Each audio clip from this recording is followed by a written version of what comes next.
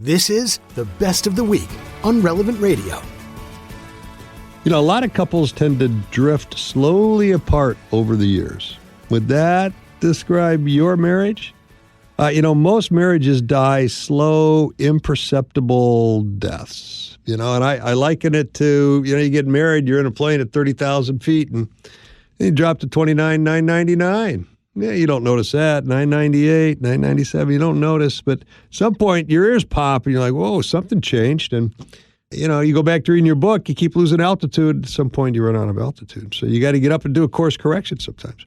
But, not all marriages follow that pattern. Some, you probably know couples, maybe you're one of them, hopefully you are one of them, who are more in love today than, when they got married, on the day you got married. It may not be that giddy kind of youthful love, but it's the mature love that has improved, with age, like a good wine. It's a comfortable love. It's like that old sweater that's just so comfortable that you put it on those cold winter, nights, and it just warms you up.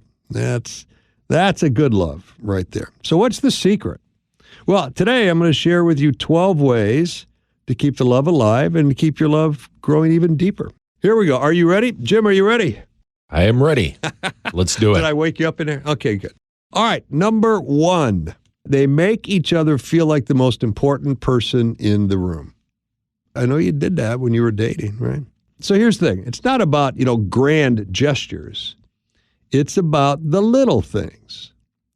Couples who stay madly in love always prioritize each other, whether it's actively listening, giving undivided attention, or showing up when it matters most. You can feel it in their actions, right? They make their partner the star of their world. So active listening. How do you know if you're an active listener? Eye contact. Eye contact. Look at your spouse when he or she is talking to you. If you look away, you're going to get distracted or whatever else you're looking at. Giving undivided attention. How do you do that? Put your phone away. Turn the TV off, right? Get rid of the screens. And then you're getting rid of your distractions and you can give your spouse undivided attention. Number 2, they don't let life get in the way of laughing together. Now, I like this one. No matter how stressful things get, in fact, the more stressful they get, these couples tend to find ways to share a laugh. Yeah, humor keeps the connection light and fun, even during the tough times. Number 3, they argue, but they argue in the right way. Conflict is a natural and a normal and an unavoidable part of married life. You're going to have conflicts. So get over it. It's not that big a deal if you handle it properly. If you don't, then it's a really big deal. So disagreements happen in every relationship, but what sets these couples apart is how they handle them. They don't go for cheap shots or, conversely, let things fester by not addressing them. Instead, they focus on resolving the issues without attack. It's not about winning. It's about growing together. And in particular, they avoid harsh words. Okay. Contempt, name-calling, devaluing, being mean in your words and your vocabulary is the most predictive element for divorce because I'm treating you with great contempt, and marriages with a lot of contempt don't survive. They don't make it. Okay. One of the research findings out there is that even when couples are upset, the successful couples, the ratio of positive to negative is still 5-1. So even though we're arguing, not getting along, we're still treating each other with respect. We're still maintaining eye contact. We're not, throwing frying pans, slamming doors, pounding our fists. We're treating each other with respect, even though we've disagreed about something. Or there's something you've done that's kind of hurt me or irritated me. We treat you with respect. Number 4, they surprise each other in ways that matter. It's not just about flowers or romantic getaways. Yeah, those are good. Don't not do those. But it's about more than that. It's knowing what makes your spouse smile and doing it often. Maybe it's a handwritten note or a favorite meal or a thoughtful date. It's a little surprises in the day that remind your spouse that you still cherish them, right? So one of the things for sure in marriage is that it's the little things that are really big. And it's the little things, if you take good care of those, that are really big in having a good, solid marriage. And if you ignore the little things, that's how you start losing altitude. And you drop from 30,000 to 29,999, and you keep going, right? So little things like holding hands when you're driving in the car. I mean, what else are you going to do with your hands? Well, you could keep just one on the steering wheel, Putting your phone down when you're in the car, if you're in the passenger seat, right? Focus on your spouse and conversation, not on whatever you're doing there. Number 5, they give each other space to grow as individuals. Love isn't about being glued at the hip. The happiest couples know how to nurture their own interests and passions while staying deeply connected. They celebrate each other's individuality, which makes their bond even stronger, right? Number 6, they keep the romance alive even when life gets hectic. Date nights, sweet text messages, just holding hands. But they never stop doing things that made them fall in love in the first place. Life gets busy, especially if you got children. But they know keeping romance alive is a must for staying madly in love. Don't let your intimacy become the last thing on your to-do list each day. Sometimes you got to move it up to number 1. Okay? Number 7, they say thank you for the small things. Gratitude is big. And successful couples never take each other for granted, whether it's for doing the dishes or picking up after dinner or just being there after a tough day. A simple thank you goes a long way to making your partner feel appreciated. And that's a really big deal. And we tend to forget that oftentimes. And we do tend to take each other for granted, or we tend not to say thank you as often as we should. 2 things I got to say about this. First is your gratitude should be specific.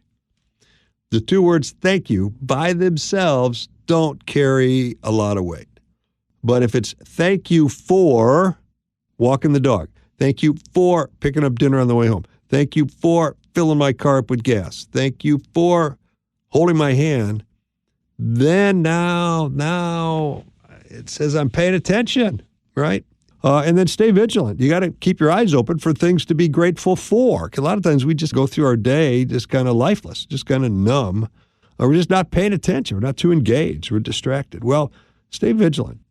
8, they know how to turn off the world and tune into each other. Boy, that's a big one.